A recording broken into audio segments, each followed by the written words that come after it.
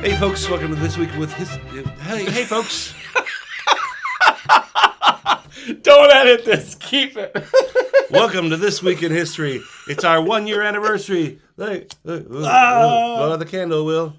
Oh, yeah, 1 year. Woo! We got some apple bread. Apple bread is in season now. That was your suggestion. In season, yeah. Which is our cake. Yep. So, if you're just joining us, you've missed the first year. But it's all available, so yeah, check catch it out. up. Catch up. But we do an event from history that happened this week. Will does some research on it. He's got 1 hour to explain it to me, and let's see if he gets it in under time. We're gonna try. We're gonna do it. We're gonna do going because I picked an event that should fit snugly. It's a battle as opposed to a war. Okay, good. We'll find out. All right. So we are going to be discussing today the Battle of Gaugamela. Gaugamela. Yes. Gaugamela. Ready, Will? I'm ready, sir. Okay, the Battle of Gaugamela. Gaugamela means the camel's house. The camel's house. The camel's house. Okay. I'm not sure exactly why it's called that. I looked, I couldn't find it, and then I probably could have looked harder and found it better. Is it somewhere? I think it's because it's a little dinky village, and that was just the closest place. Is it near where camels would be? I think. So today it's near where Erbil is in Iraq, which is near Mosul. It's east of Mosul. If you don't know where that is, that's fine. But they got camels there, though. They have camels there. It's by the Tigris and Euphrates River, so the cradle of civilization. It was near Babylon, which at this time is the capital of the Persian Empire. And it is between the Persian Empire and the League of Corinth, which is a group of Greek kingdoms led at this time by Alexander III, now known as the Great. Ooh. Alexander the Great. So we're going to be talking about arguably one of the greatest generals in history. We're going to talk a little bit about him. We're going to talk a little bit about Darius III, who is the head of the Persians. Okay. So they're both the thirds. They both became king in the same year. No. It's pretty interesting. They have some parallels. They both are the sons of, Darius actually has a cool little backstory, so we'll get into that. They're both Gemini, both enjoy long walks on the beach. Yep. Both enjoy battles. A nice camel ride. Yep, conquests, controlling large empires, things like that, trying to be better than their predecessor. Yeah, and pumpkin spice. Pumpkin spice. Well, Alexander might. I don't know. He's a blonde-haired, blue-eyed white guy, so yeah, he probably likes pumpkin spice, but only in the fall. Okay. Excuse me. Sorry, I'm still laughing from earlier. Oh. So we'll give a bit of information about this because we haven't really talked about Alexander yet. No, we've mentioned him. Yeah, like we mentioned, Cleopatra is descended from his followers. When I was a kid, they had a candy. It was like lemon heads, but a grape flavored in there called Alexander the Grape. See, he's part of like our modern parlance. People know all of people have heard of Alexander the Great. Yeah. So we'll talk a bit about him. This is one of his crowning achievement battles. Okay. He first of all never lost a battle. Period. All Never right. lost one. If he was there, he didn't lose. Which is perfect record. That's. Maybe there's another general who has the same record. I can't think of one offhand. I cannot think of a single guy offhand who's like, he never lost. The trick is to die young and not in battle. Because I'm older than him. Okay. He didn't live as long as me. Oh, well, there you go. So yeah, perfect record, one battle. He did not live terribly long. He died in his 30s, 33, I think. I'll double check. He was young. He was very young, and even for that time, he's very young. So Alexander's background: he's Macedonian, which is in northern Greece, and he was born the son of Philip II and Olympias. And he was born Olympias. She was Olympias. That's Very great. fancy name. That is a fancy name. And he was born on the 20th or 21st of July. They're not really sure. It kind of depends on the calendar. Okay. I think. In 356 BC. Okay. So for those playing the home game, because it goes in reverse, he is 26 at the time, or 25 at the time of the Battle of Gaugamela. Okay. So he's only 25 years old, and this is his third major battle. And he dies at 33? And he died. Yeah, he died. Somehow it seems less impressive to have no losses if you're like. I mean, he fought in 12 major battles and sieges, and then died. Yeah. If he hadn't, nobody knows what would have happened. He might have tried to conquer China. He had really crazy aspirations, and this is why. So he was the son of Philip II. Philip is like the quintessential badass king. This guy deliberately like fought, like he enjoyed having scars from fights. Oh, okay. And he would show them. Like he had no problem having, he didn't try to conceal them like what other people would try to do. He didn't try to cover them up. He was proud of his battle scars. The ladies like a scar. Ladies like a scar. Well, he had like 4 wives too. He had a whole bunch of wives, which might have caused a problem. But one of his big achievements was... I bet he doesn't show those scars No, off. he doesn't. His emotional scars. Yeah. Well, anyway. He changed the Greek army. He completely changed how it worked. Changed it. So the original Greek army concept was built around what was called a hoplite, or hoplite. Ooh, yeah. A hoplite is like the classic... I hate the movie 300 because that's what everybody thinks the Greeks looked like. Yeah. They weren't naked. They did not wear. But the helmet is correct. Maybe if you don't want to sell tickets to your movie show. Yeah. If you want to sell tickets, you have Gerard Butler get jacked and Yep. just walk around in a thong. Yep. And yeah. Yeah. But what is accurate is the style of fighting. Linking the shields together, standing in a line, fighting like that. So what the classic hoplite wore was arm guards, bracers, van braces is what they were called, a helmet, a thick bronze cuirass, breastplate, greaves, which covered from like the knee to the whole shin. Okay. They were shin guards. Yeah, no pants. Well, they would sometimes wear a skirt or a kilt. Okay. Is what they would just call it. And that would sometimes have like leather straps on it so that you could move, but it's still protected just in case. Just in case. Just in case. But sometimes you didn't even wear the breastplate because you had the most important thing for a hoplite was his shield. This thing is big. It's like 25 pounds of bronze over like leather, over wood, over leather again. And then you hold this and you have a spear that's like 6 feet long at least, with a big heavy head and then a counterweight on the back, and you just thrust this all day, just skewering people. So they would link up, and basically the concept was if you have your shield here, your chest can be unarmored. Okay. But even the least armored person, they still would have like a shirt on. They would have like linen was actually a common kind of armor because it would protect from a little bit of a slash. Okay. But that ain't selling tickets, Will. That's not selling tickets. That is not. And actually, it's interesting. They did have like muscled armor. Like that was a thing. They had muscled cuirasses where they had like it would your body would kind of fit in it, and it showed like the pectoral muscles and the abs. It was kind of the idealized body. You probably looked really good after you took it off. Yeah. you just it's great for like the heavy set guy. You just push into it. Sear it into it. It's like when you lean on a chain link fence with just your stomach, you lean back and you're like, look at that, I got my 6-pack. Like, that's the weird shape. So that's what the hoplite was. Okay. And the idea was they'd fight in what's called a phalanx, which is just a pile of guys in a big square, usually 16 in the front, 16 down the side, and then fill that in. So that's a lot of guys. And then they'd move in units like that, and it wasn't super maneuverable. And you just kind of stabby all day, every day. And the other guys fought the same way. So a lot of battles was just a battle of attrition and who got tired first. Yeah. And then you'd literally just walk over the other guys when they were tired. And the dudes in the back would stab them with the short sword. That was the style, and wasn't a lot of fun. It's a lot less sexy than they make it in the movies. You know, in the 300, they're always breaking formation, running around. Sure. That's suicide. The number one thing I'm thinking when organizing a battle is this going to be fun? Is this going to be fun? Right. Hey, you know what, guys? I know we're killing them, but let's have some fun.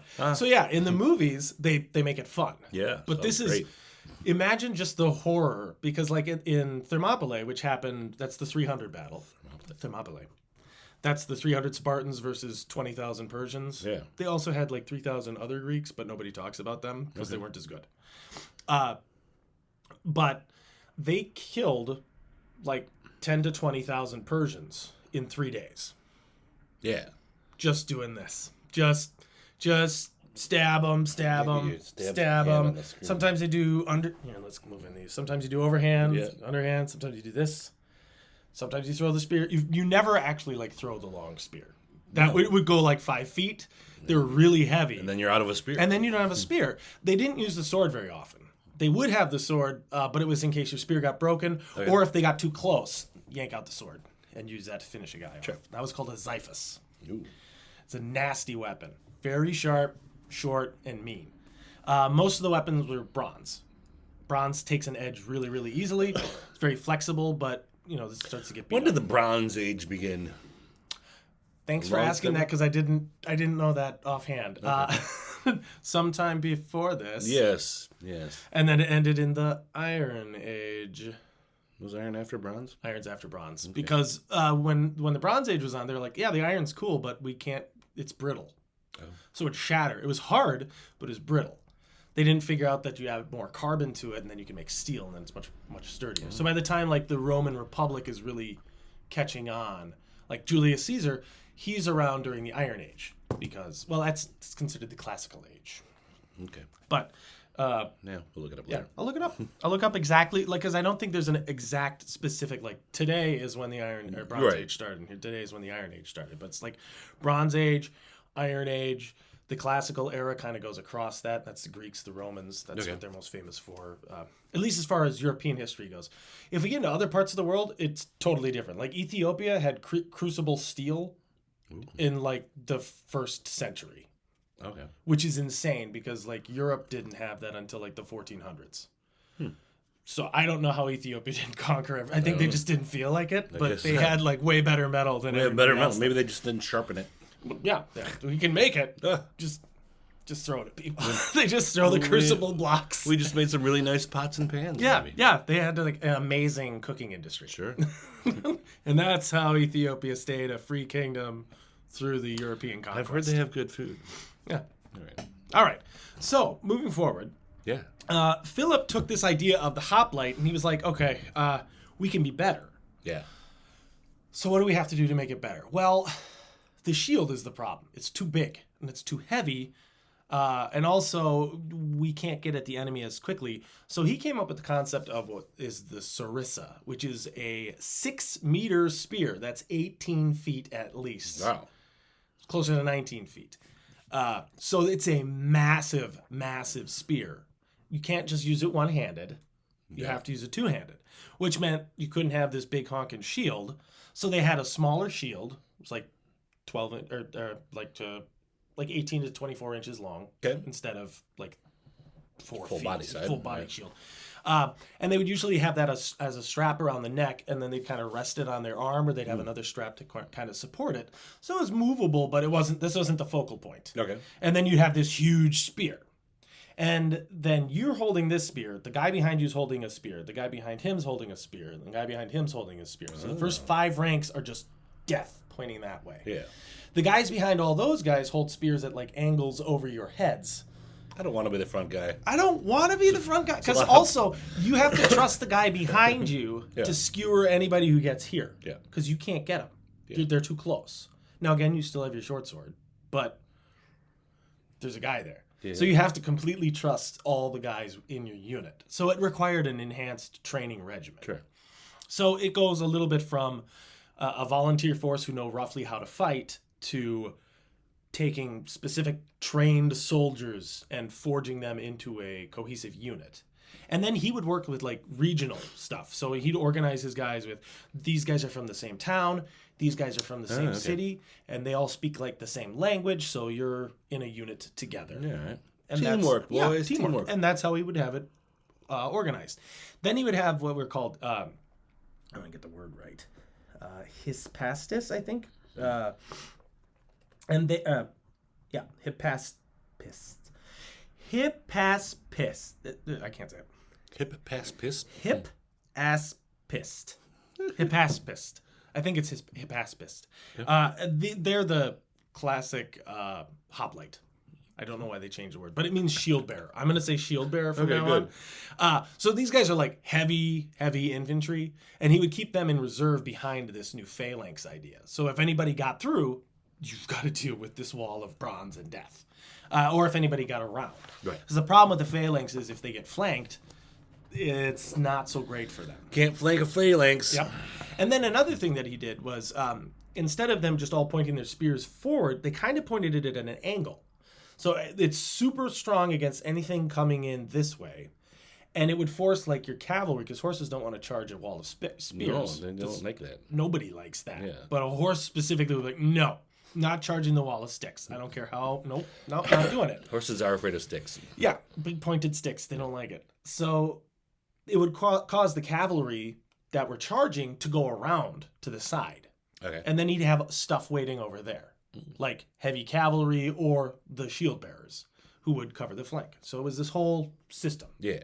It was really smart, and it worked really well. Who did this? This was Philip. Okay. So Philip creates this amazing army, but he doesn't win a lot of friends with his love life, apparently. After he has Alexander, he takes another wife, and he is assassinated. Uh-oh. There are tons of theories about why he was assassinated, because this was in 336, so 5 years before our battle. Okay. He's planning a massive invasion of Persia. The Greeks and the Persians have been at war off and on for more than like 150 years. Yeah. So Thermopylae was in like 460 BC, and that was just one of their wars. So he's like, well, we're going to go take some more land from them, and that'll keep them at bay. Go fight the Persians again, boys. He doesn't necessarily have like global aspirations, but he wants to protect Greece and enhance his own holdings. So this dude's a powerhouse. So there's a bunch of theories about why he was killed, when he was killed, all this. One theory is that Alexander wanted the throne, or that he was mad at him for sleeping around on his mom, or that Olympia was jealous, or that he had a favorite guy at the court who was mad that he was no longer his favorite boy toy, because it was common for men to take lovers. But what was interesting is back then, you would take a man as a lover when you were younger, basically like practice. Sure. But it was considered bad form to keep a male lover after you got old enough to start having kids. All right. Like, and got married. Then you're supposed to just marry a woman, make 6,000 babies, and then just go with that. Okay. If you're going to have a lover, fine, but don't talk about it. Good to have an organized system. Yes. Alexander ignores this when he becomes king. Yeah. We'll talk about that in a second. So for Alexander, during his youth, though, he was sent off and raised almost exclusively by Aristotle. Oh. Which is awesome. Like, one of the greatest thinkers of all time, that's his teacher. So that's his upbringing, is Aristotle teaching him everything. History, philosophy, mathematics, learning about the stars, learning about music, but then also learning the arts of war, because his father's a warrior king. He needs to know these things. Okay. So he's raised that way until he's 16. One of the big books of the time is the Iliad. So that's the Trojan War. He saw himself as like an Achilles. He wanted to be Achilles. Oh. His best friend, Hephaestion, he sees as Patroclus. Now, if you know the Iliad, Achilles and Patroclus are best friends. They're also lovers. Oh, I didn't know that. That's like their whole thing. When Patroclus is killed in the Iliad, spoiler, this book's been around for like 3,000 years. So if you haven't read it, I have a bad feeling about Achilles too. But... Yeah. Oh yeah. Something about his heel. It doesn't go so well. But and spoiler, anybody who's in history from that long ago, they're dead. They're all dead. They all died. That's a shame. Of old age, or more likely stabbing or disease. Okay.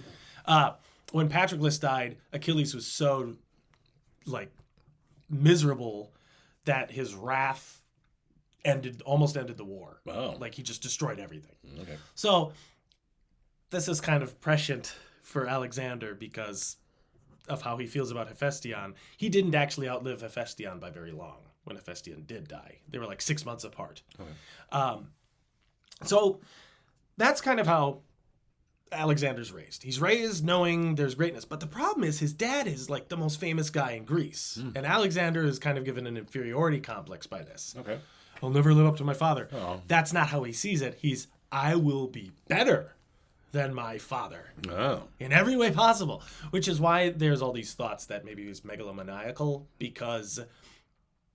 And that he might have assassinated his dad to take the throne.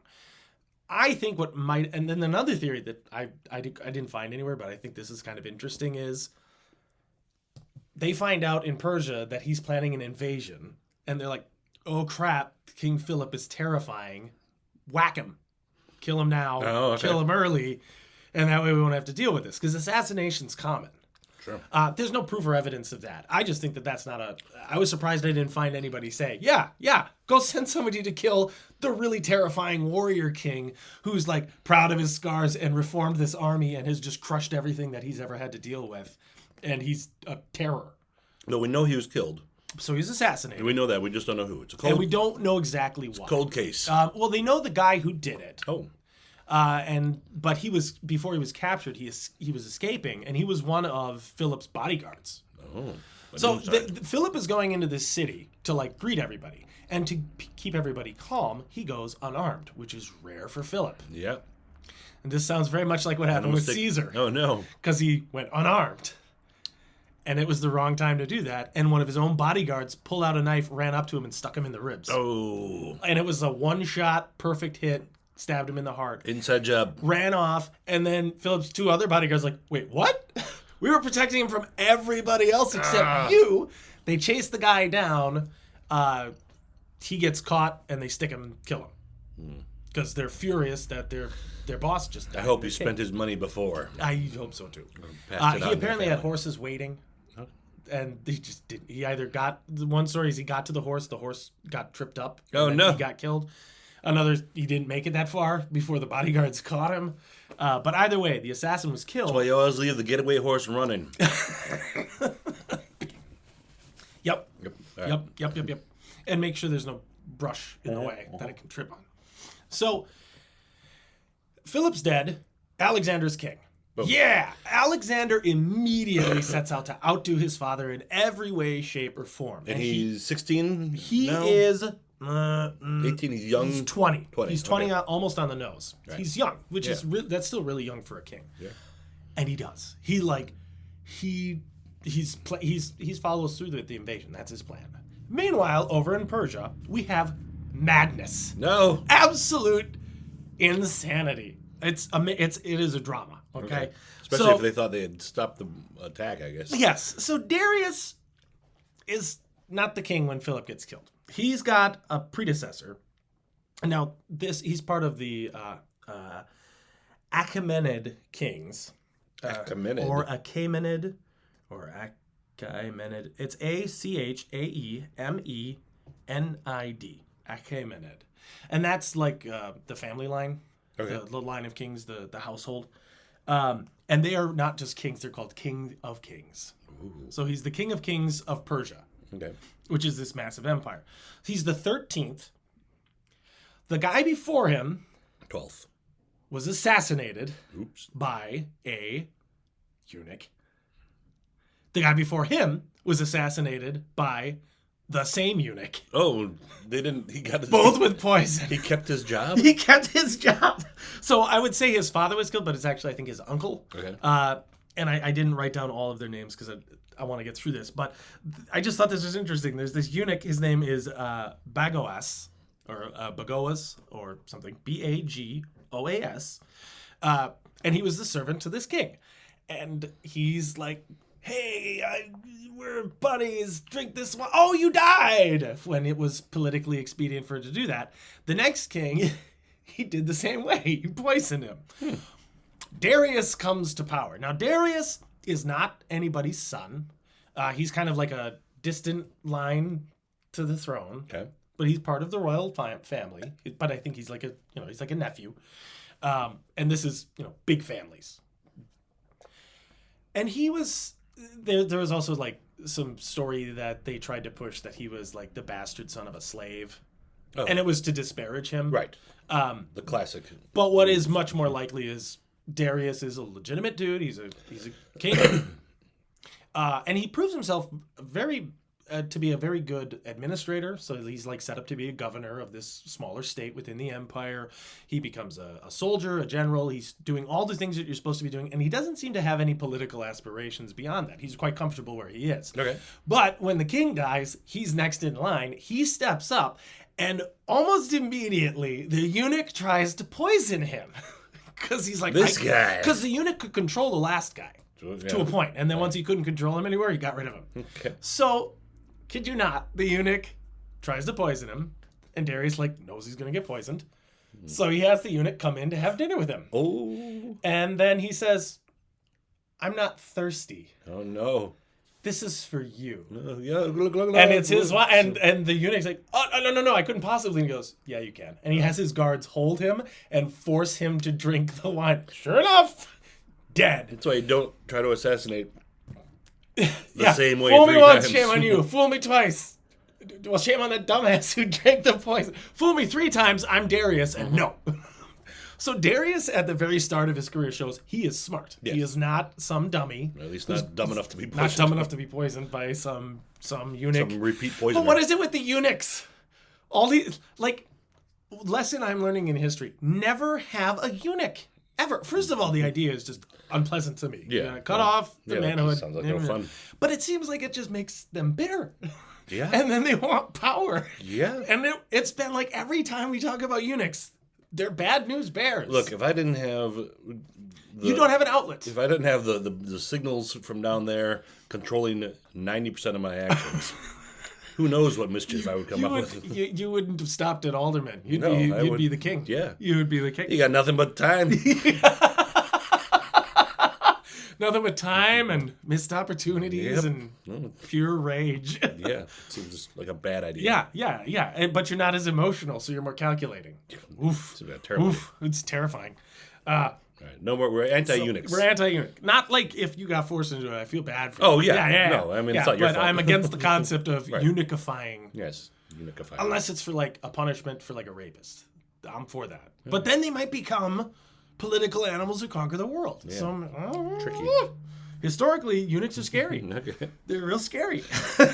So that's Darius's life, and I think that's just awesome. So he's respected for his bravery, his intelligence, and he becomes king the same year.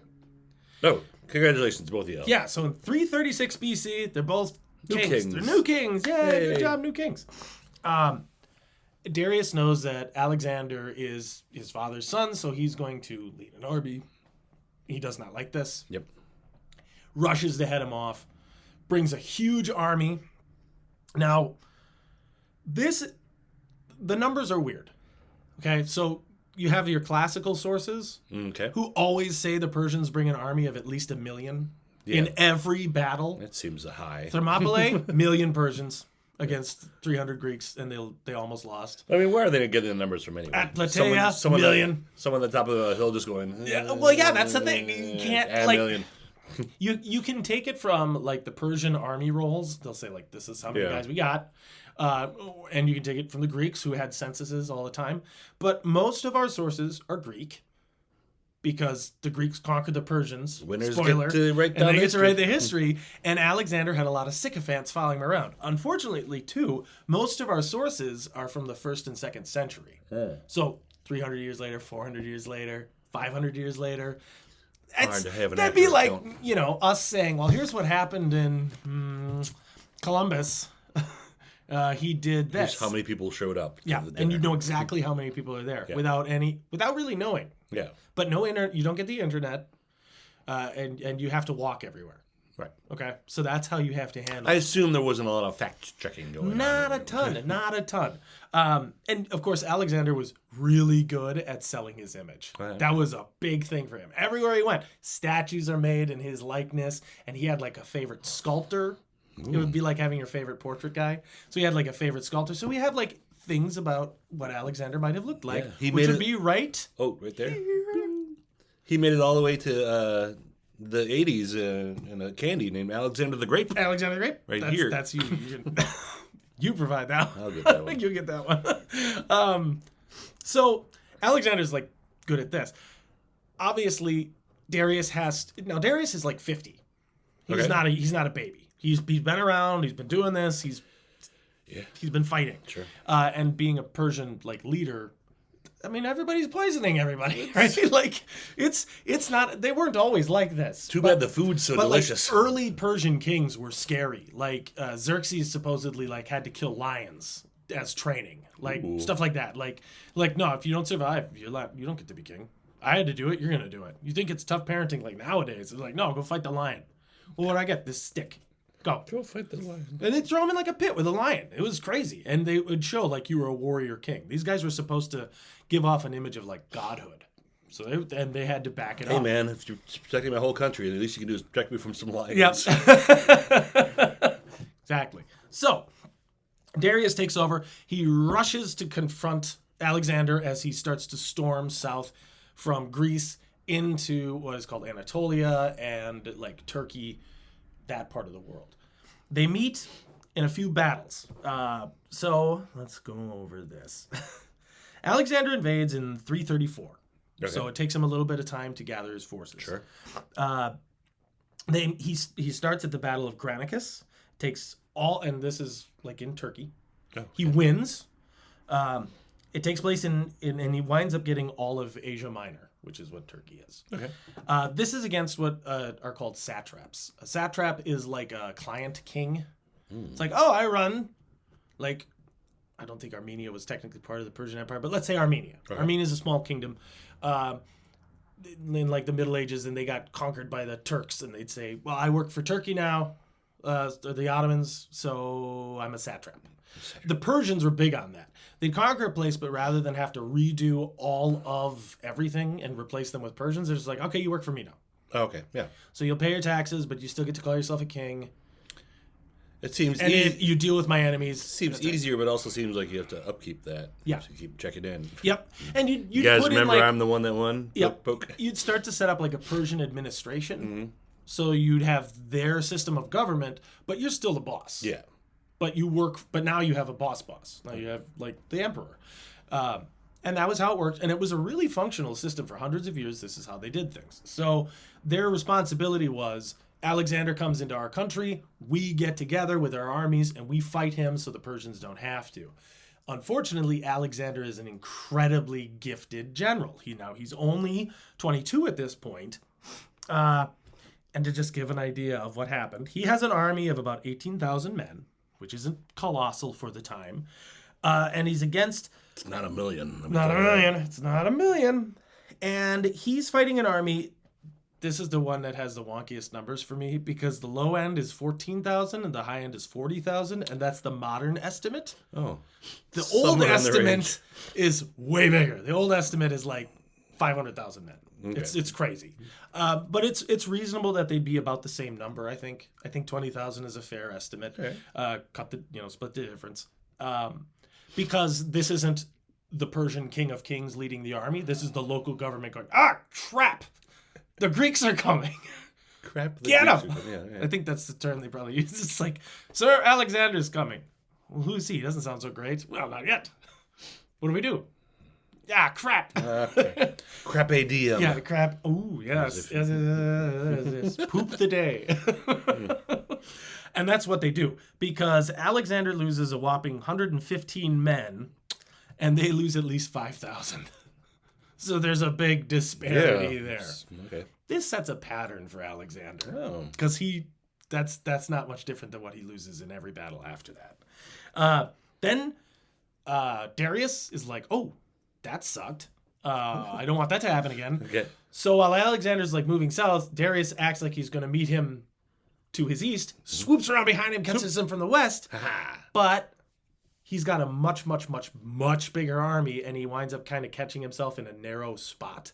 So he can't actually deploy the whole army. So Alexander only has to fight this big of a group. Don't matter how big a army you got if you're stuck in a hallway. Exactly. So, yeah, it becomes like the Marvel hallway fight. Yeah.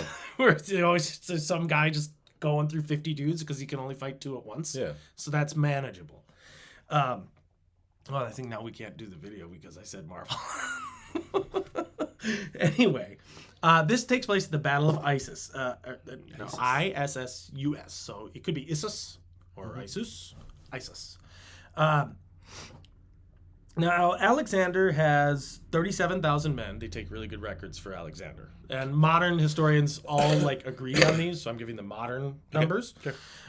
Against 50 to 60,000 for Darius. Okay. So still outnumbered. Still outnumbered. He's never not outnumbered. And it never matters. And it never matters. He loses 425 guys to 20,000 at least. Wow. Possibly 40,000.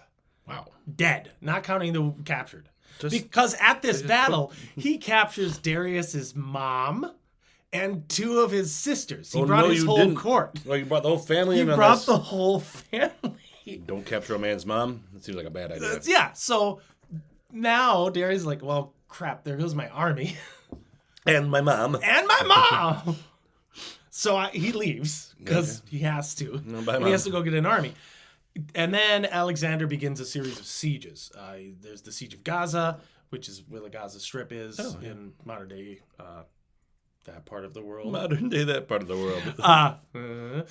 There's the Siege of Tyre. Tyre is a very big city. It was big in pretty much all of up through the Middle Ages, especially in the Renaissance. And it was big in this time because it was a dye center, dye.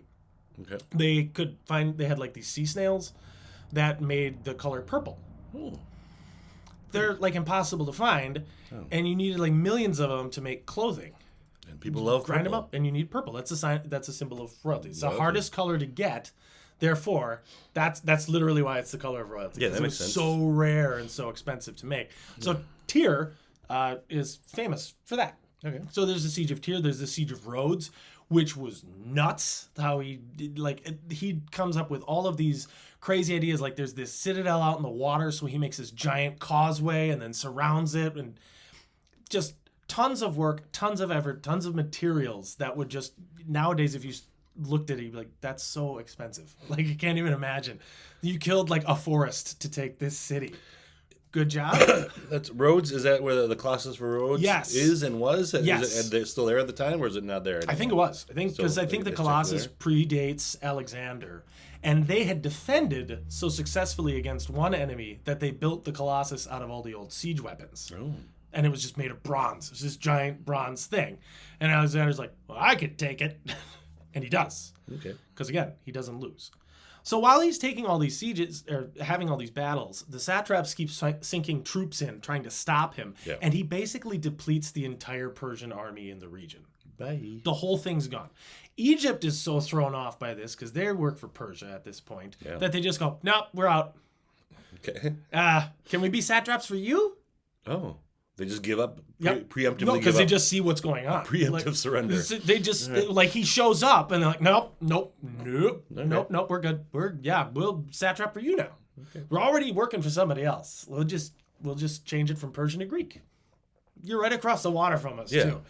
So he accepts this. Meanwhile, Darius has gone back home to Babylon, which is like modern day Baghdad. Yeah. And he's like, I need an army. I need to fix it. I need to get my mom back. I need my mommy. And it's hilarious because Alexander and his mom, like Darius's mom, get along. Like he doesn't hurt her. She like gives him advice. They get on really well. I wrote down her name. I want to make sure I get it right. I think it's Sisigambus. I had this before. It's like Sissy Gambus. Sissy Gambus. Sissy Gambus. I've just been calling her Sissy all day. So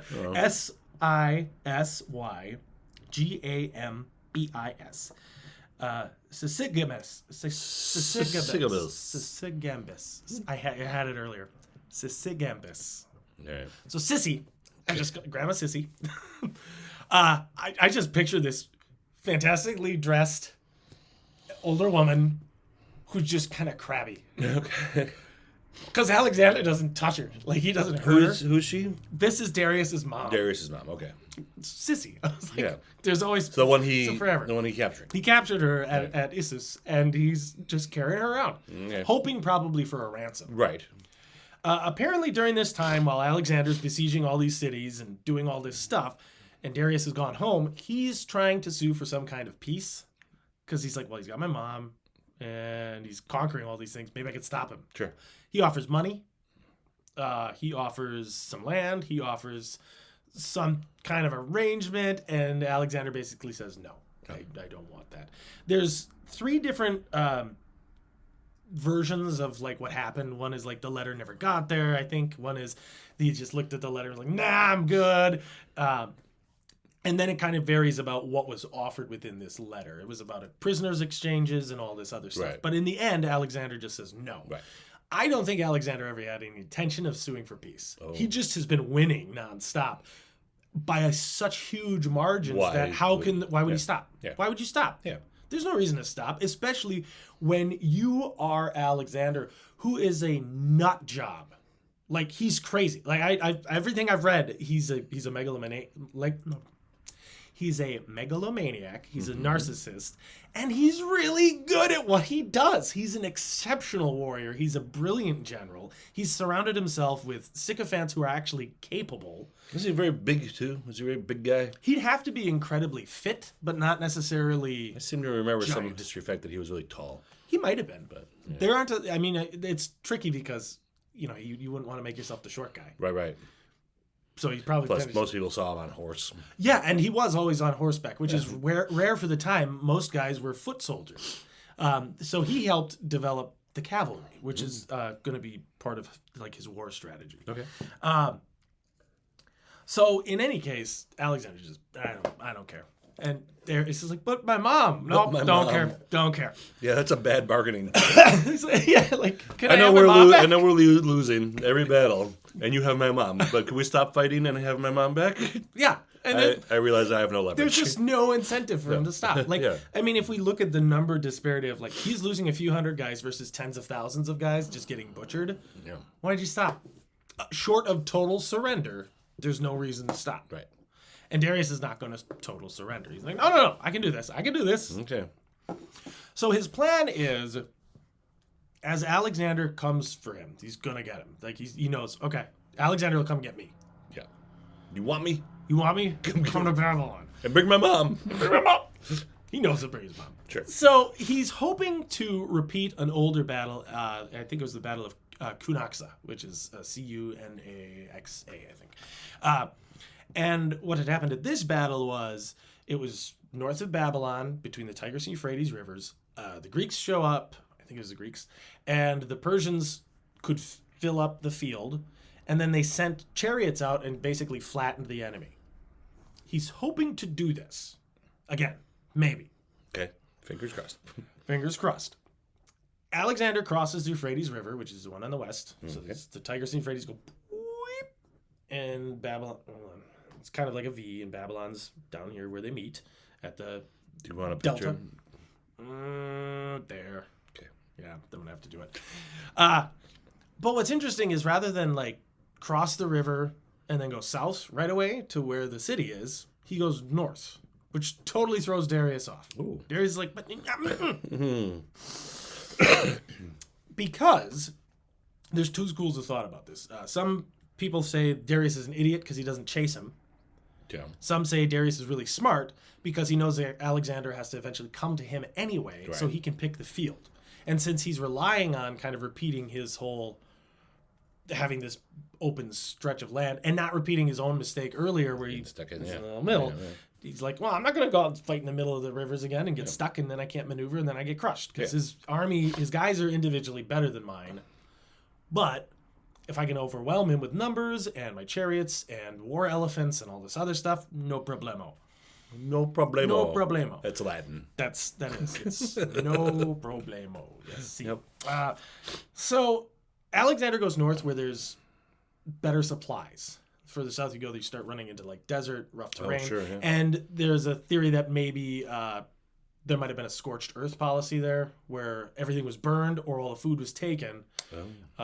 Wells might have been poisoned to stop Alexander. The idea is as he marches south, his guys get tired and hungry and miserable, and then they have to fight a battle, and then they die. Okay. It's like what Saladin did at Hattin we talked about, where the Crusaders were riding around, and then they're like, oh my God, where's the water? And like, no water, dude. And, Sorry. You need that to live? Yeah, they finally fight, and then they all die. That's like his idea. And it's a really good plan to make your enemy come to you, have them have less supplies. Like in the book, The Art of War, he's like following every step. This is smart. But Alexander doesn't play this game. Alexander does his own thing. He knows his own thing. And he's just like, nope, I'm going this way. And he goes north where all there's the supplies. Then he goes to the other river, the Tigris, and then moves down the Tigris instead. Oh. And then crosses the Tigris.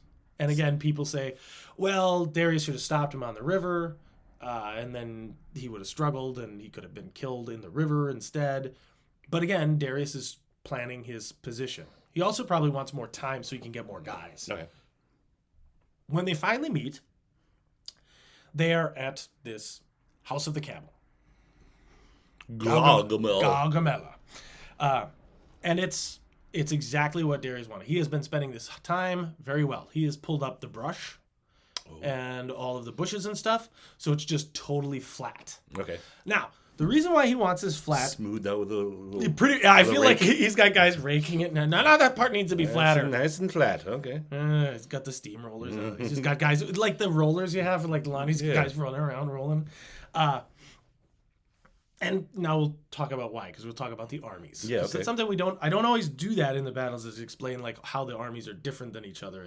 And this is a really good example of how there's different weapons and armor and fighting strategies. Okay.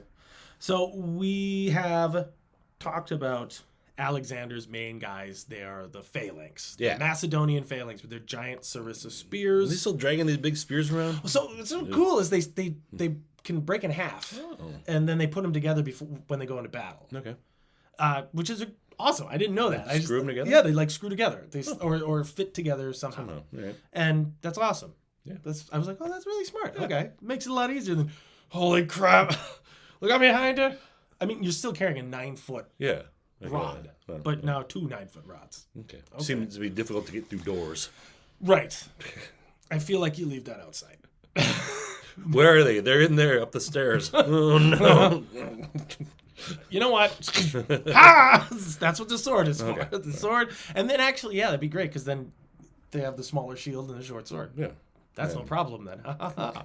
On top of this, he has light infantry, which are typically called something. They're called a peltist. They pelt things. These guys they have slings. Not slingshots, but the twirly around the head and whack, David and Goliath type thing. Those guys. And javelins, and maybe some archers. Bows aren't super popular in the Greek armies. Oh. They don't become as popular until later in history. The Persians, however, that's like they like archers. Archers good. Not as much, but I feel like if you figured out that out though, you'd learn to like that technique. yeah. Once you find out, I can kill you from really. Oh, I can stand way back here. Okay. Really fun. Like as the bow gets more useful, like the best, like Genghis Khan, all bow. It's just nope. What about a heavy cavalry charge? Nope, bow. I mean, we could charge him at the end, but bow first. Sure. Even if you don't kill him with the arrows, then there's got arrows all over, and then charge in and kill him. Bow. And better yet, put a guy on a horse. Ooh. And ride away while you shoot him. The Parthians, that's why they were super good. The Parthian shot, they turn around in the saddle and shoot as they run away. Ha ha ha ha. Can't get me. And then you have. I'm sure there was a lot of that. Yeah, I feel like just little tiny bows. Oh, those Parthians. Guy, I'm gonna get you, Parthians. Oh my God.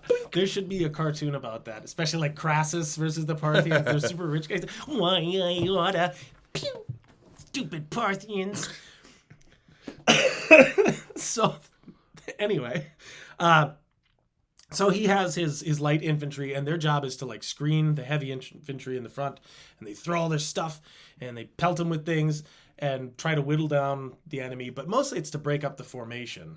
Then when they get to your wall of death spears, you just poke them to death and then they die. Not a poking. And in general, his tactic is while the enemy's busy fighting his infantry, who are almost unassailable because it's a wall of death. Yeah. Then he comes in with cavalry and just hammers them. Yonk. Now Alexander's cavalry are referred to as companion cavalry. They're the companions. They're all trained together. A lot of them live together. A lot of them take each other as lovers. And Alexander's famous for having what we're called the companions. It started out as like Philip created the idea of the companion cavalry. They were his personal bodyguard. Okay. They were well trained. They had the best horses. Their armor was the best. And they're best friends. And they were all supposed to get along well. That was a really important thing for them. Friendship bracelets. Little nicknames for each other. Yep. Alexander took it a step further and became much closer. To the point, though, what's interesting about this is there's a movie made about this guy called Alexander, Colin Farrell. Largely not a good movie. It's very long. It's very boring. Okay. Although when they show the Battle of Gaugamela, it's like perfect. Oh. It's awesome. It's like if you want to see how this battle goes, that's perfect.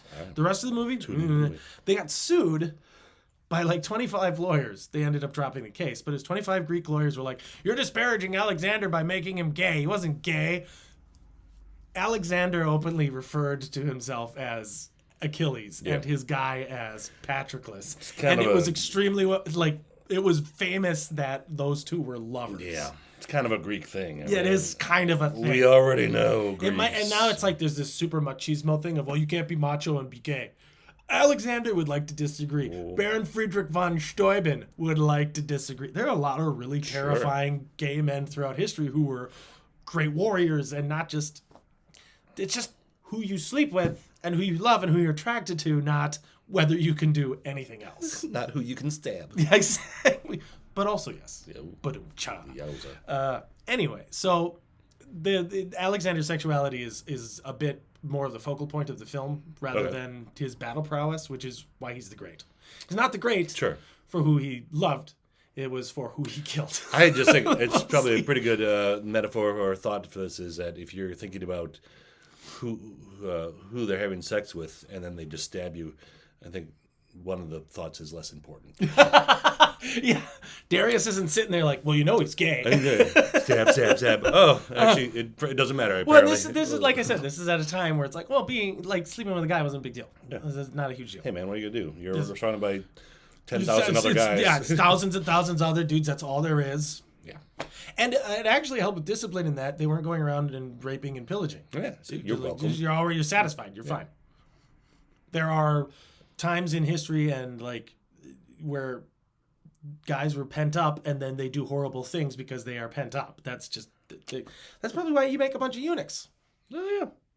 Not going around doing stupid stuff because you're guided by your lower brain. You're the penis mightier than the sword. Oh my god.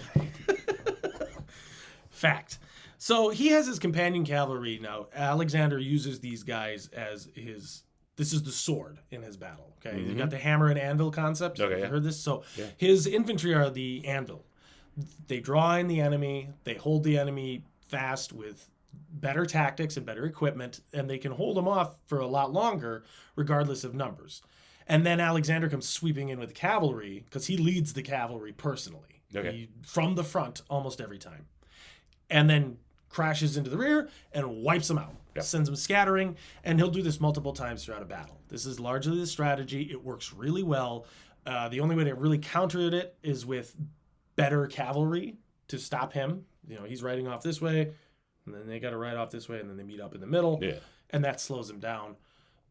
But when that's a huge part of his training, it's very hard to stop. Yeah. So that's Alexander's army. He's got like those three chunks. He's big on heavy infantry, holding up the enemy. That's not his favorite chunk of the army, but they are necessary for his plans. Yep. He has his skirmishing light infantry who do, they're mostly a nuisance. They do some damage, but they are cause problems, sow confusion and anarchy. And then they can also chase people down because they're not armored. Yeah. And then, but yeah, usually when they're done doing their job, they just run behind the phalanx. Okay. And their job is to protect the rear. Then he'll keep guys in reserve. That's where the Hispastus are, the shield bearers. Yeah, okay. And then you have your camp with all your stuff. So he's got this whole plan. Yes. Meanwhile, we've got... And important when working with Alexander to protect the rear. Jesus Christ, I knew you were going to do that. But yes, it is. Carry on. Carrying on. I was... So Darius... Yes. Darius has an army that modern estimates it's at least 100,000 men. That's a lot of guys. It's a lot of guys. So again, Alexander finds himself outnumbered almost 2-1. Well, more than 2-1. Because Alexander has 31,000 heavy infantry, 9,000 light infantry, and 7,000 cavalry. Puts him at 47,000. Okay. Darius, solid numbers that I have. Now, this ends up, like, the individual numbers I have aren't going to add up to 100,000, but because they vary so much. Roughly, yes. Roughly. Right. So for rounding purposes, he has like 40,000 just infantry. His infantry are not hoplites. These guys wear lighter armor because it's hot where they are. They don't wear turbans. That is offensively modern view of it. They're not from parts that wear turbans. Okay. They wear what was called the Persian tiara, which is like kind of a head wrap. that you can pull down then and put over your face so it's like a scarf so you don't die. It's not a turban. It's much lighter than that. Okay. And then you'd probably have a helmet. But a lot of these guys, they used wicker to make their shields. It's enough to stop an arrow from coming in, but not great. And it'll deflect a spear. Yeah. But it's not... It's a key thing is that you have to think about the resources in the region. Sure. In a lot of the desert spots, you can get wicker, no problem. Getting lots of cut timber to make shields or lots of bronze is going to be, first of all, really heavy and hot. Yeah, I was going to say, I bet wicker's lighter, too. Yeah, you want lighter, right. So, and then a lot of their armor is lighter as well. Okay. So that's the average guys. Now, a lot of his army is pulled from tribal war groups as opposed to, like, how the Greeks have their city-state rules. He's got all of these people living... I mean, his empire is massive.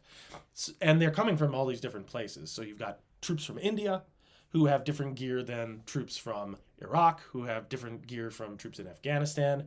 And it's varied.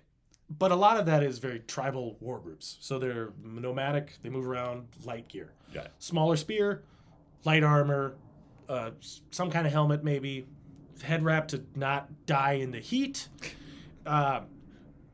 Lots of archers, like 1,000, at least 1,000 archers. So that's not out of his army. That's not a big amount. Yeah, but that's a chunk. He might have had as many as 30 or 40,000 cavalry.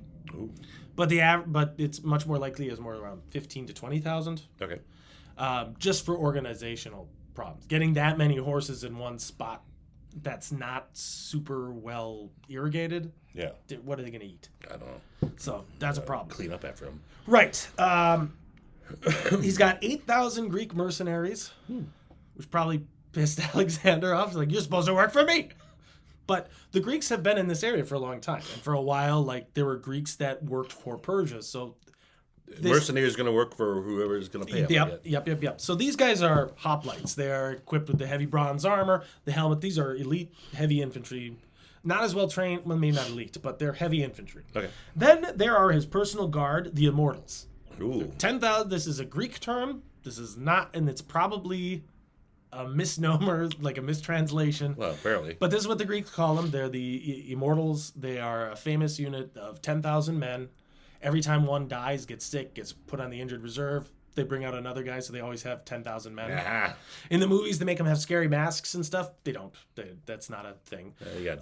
But they have good armor, probably like a bronze coat, like made up of scales maybe, something lighter than the cuirass that you'd wear in the West. I assume also very good fighters, if not tend to be better. Yeah, they're better than the average guy that just gets conscripted. They're actually trained to fight. Okay. If they're elite for the Persian side. They're trained, tend to wear pretty colorful gear to show wealth, right? Oh, yeah.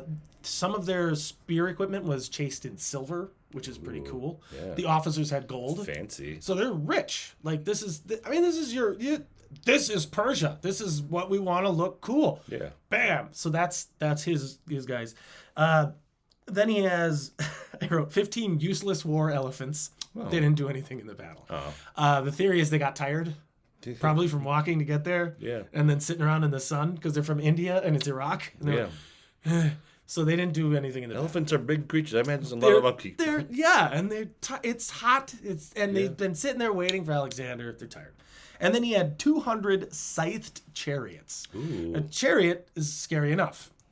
There's 2 to 4 horses. These were 2 horses pulling a cart that was weighted down so that it could run people over. Ooh, yeah. The scythes are big blades put in the wheels that stick out another 3 feet and spin. Just like grease lightning. Yes. And the idea is if anybody gets in the way of those giant blades, they get cut in half. Yeah. Horrible damage, which is why you need perfectly flat terrain. Okay. You hit bumps, you shift the cart, flip it over, the blades go all weird. It's not great. Okay. Alexander's dealt with these things before. Yes. He has a tactic for how to deal with the carts. Speed bumps. Move. Oh, okay. It's hilarious. So the battle finally shows up. The plan to deal with the chariots, he's got it all sorted out. As the chariots run in, his guys are trained to just move. Okay. And they open up this wall, and the chariots charge in, and then the horses get slowed down and stopped, and then the shield bearer guys, the heavy infantry, just basically walk up and murder the charioteers. Oh, no. And Darius is like, that didn't work. It looked so cool, though. It looked neat, but the chariots are rendered completely ineffective. This is also how they handle elephants. Okay. They just move. And the elephants don't want to run into the sticks, so they'd get like surrounded and poked to death and die, or just the riders would get killed and they'd just leave the elephants alone because then the elephants are like, oh. Because the last thing you want to do is make an elephant mad and not kill it. Because then they kill everything. Because an enraged elephant is very hard to bring down. This is where Alexander shows that he's a freaking nut job. His plan is he has his guys line up. They're outnumbered like 2-1 at least. More likely it's at least 2-1, maybe 3-1. And of course, all the Greek guys say there are at least 1 million guys, probably 2 million. Probably. I think one says it's like 3 million. It's nuts. The numbers are crazy. But Alexander knows he's outnumbered. So rather than get surrounded, which means death for him, he goes to make this little wall. His guys are going to hold him off, and his cavalry are going to do their thing. But what he does is he personally leads all of the cavalry in this crazy run as far out to the right flank as he can. And the Persians are like, what the hell? So they send the cavalry, and instead of the cavalry charging like forward towards the army, they have to start going, oh, wait, we're going to come back around here, because he's like leading them away from his guys. Yeah. So this huge mass of Persians is chasing Alexander, and it requires perfect timing, and he has to lead it. So this is a huge risk to him. It's only been duplicated a couple of times, and mostly by him. He leads this huge charge off to nowhere, and they follow him, and then he sweeps around behind them, and now the cavalry's kind of tired and stretched out. Meanwhile, Darius's men are fighting Alexander's, who are hold him off. Alexander comes whipping back around behind the cavalry and all the infantry and smashes into Darius right in the middle. Sneaky. And Darius's best guys are all wrapped up in the fight. They freak out, and Darius just goes, you know what? I'm out. Okay. And he runs away. You can have my mom. Exactly. Like the modern, they were really mean about it in the writings around the time, the contemporaries were like, he was a chicken and he just ran. Oh, yeah. Well. This is a really bad situation for Darius to be in. So he runs. Alexander starts to pursue him and then realizes that while he was riding off, because it's not like this takes 5 minutes. This is a long day. Yeah. This is hours of fighting. He realizes that one of his top guys is stuck in a battle, Parmenion. Parmenion is in risk of being routed. If Alexander doesn't go back, so he has to choose between Darius or his army. He can either go and get Darius and kill him now, or end the fight, which will destroy his army, or he goes back and saves his buddy and his army. Alexander's smart. He goes back and saves his army. He's like, I can get him. I already got him before. What a guy. Fine. Sure. But during this, because Parmenion's off on one chunk and the infantry are off on the other chunk, and Alexander's over here, the Persian cavalry are kind of bored in the middle and don't want to deal with any of this. So they sweep between the battle and go to the camp, Alexander's camp, to loot it. Oh. While they're there, they figure, we'll get the queen mother and we'll save her. Hey. She straight up tells them, go away. She just sits there, she's like, no, I'm not coming with you. What's her problem? She doesn't want to go with them. Okay. I think she knew that the battle was lost and she's not going to get carted around in the back of some stupid horse at her age. If my son wants to see me, he can come his own. Oh, like, Mom. Like whatever it is, but she just doesn't want to go. Okay. She refuses to go. So these guys do what half the cavalry does throughout history. They just start looting the camp. And the reserves, which were those heavy shield bearer guys, just walk in and just start murdering all of Darius's cavalry. Oh. So then they run away, and they're really good at running away because they're on horses. So they're gone. Darius is gone. The rest of the army is dealing with whatever it's dealing with. The fiercest fighting starts to happen around Parmenion and Alexander. It's brutal. 3 of his companions are wounded. He loses several, like 100 of his companion cavalry. But in the end, he finishes crushing the rest of Darius's army. Darius escapes and then is promptly assassinated by his own guys, which pisses off Alexander. Oh, that was mine. That was a king. Yeah. You don't assassinate a king. Yeah. He was a good opponent. Oh. And Alexander shows a lot of respect to good opponents. He's super egotistical, but he also respects good opponents. Yeah. He wanted to capture him and then make him his guy. Because he was a useful administrator, and that would have helped him in his conquest. The end result of this, I didn't take down the exact numbers, but the number loss is it's not great for anybody involved. But for Darius, I have the numbers. I know I'm over time. I know. It's bad. All right. Alexander loses 100 infantry, 1,000 cavalry, according to his source Arrian, 300 infantry, according to Curtius Rufus, and 500 infantry, according to Diodorus Siculus. Those are his three main contemporaries. What's probably likely is he lost a few hundred of his cavalry and less of the infantry because they were well protected. Yeah. But his cavalry were riding around all over the place doing all this damage. The most conservative estimate for Darius is he lost 40,000 men that day. That is quite a difference. Yup. Then it's 47,000 for a much more modern take. So that's probably more likely. Sure. Siculus says 90,000. Okay. And Arrian says 300,000 plus. And all these other guys are captured. He's probably full of beans. Okay. So the most likely one is the 47,000. Sure. It's probably half of his army is wiped out. But either way, thousands more. Tens of thousands are lost again, and it's just it's a total loss. The result, Darius getting killed, is the end of the Achaemenid rule of the Persian Empire. Okay. And Alexander ends up becoming the emperor of Persia. He becomes their king of king. Ta-da! He marries one of Darius's daughters. I think he has a kid with her. Okay. He goes on to do a few more years of conquest and taking more land, fighting different kings, winning all the time, and then he gets a disease and dies horribly. Whoops. Can't win against Can't disease. win against disease, luckily. What's interesting about this is if Philip hadn't died, this never would have happened probably. Oh. Philip might have conquered Turkey. Then Alexander might have lived as his son and just kind of been like the next king in line and might not have had such an appetite for conquest. Or he would have had to start his conquering later in life. There's so many interesting things about it. We have no idea. But if Philip hadn't been assassinated, Alexander wouldn't have been king quite so fast, or he might not have ever been king.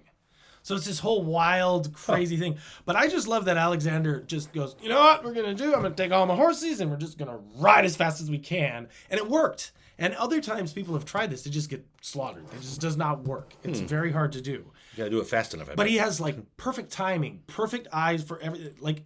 He has so many character traits that are awful. The ego, the megalomania. But this is one of the few times in history where the dude can back it up. If he had lived to be 40, he might have conquered India. If he'd lived to be 50, he could have maybe gotten to China. Who knows what the guy could have done. And as it was, he had one of the largest empires in history because he was just really good at battle.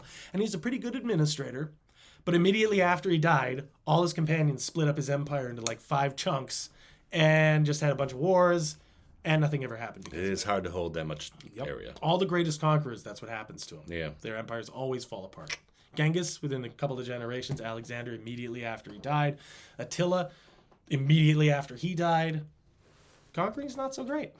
Tough racket. Tough racket. All right, well, that was the Battle of Gaugamela. Gaugamela. Gaugamela. Then our 1-year anniversary. And our 1-year anniversary. Yay. Happy anniversary. Tune in next week. We're going to be discussing the birth of Pyrrhus. Pyrrhus of Epirus.